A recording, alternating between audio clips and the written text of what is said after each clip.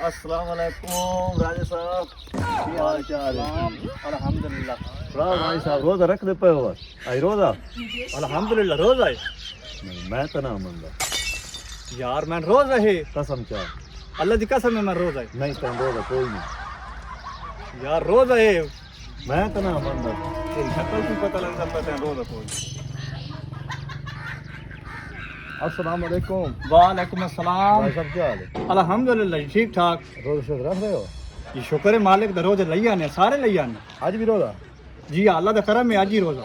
मैंने तो नहीं लग रहा था रोज़ा। क्यों सेहत दस रही है कि फ्रेश हो रहा? यार मैं रोज आए नहीं मैंने तो नहीं लग रहा, सोचा। कुरान दी कसम है मैं रोज आए बस हुन यकीन आए। मैंने सोचा ही खिलाना तुझे आके। हाँ मैं रोज आए। आओ राजा साहब के हाल है? ठीक हो? ठीक ठाक और सुनाओ, अल्हम्दुलिल्लाह ठीक ठाक। रोज शब्द लई आंदे हो? तू नहीं पूछ ले रोज लई आंदे हो कि नहीं ले आल बड़े तो ये हर बंदा पूछने वाला।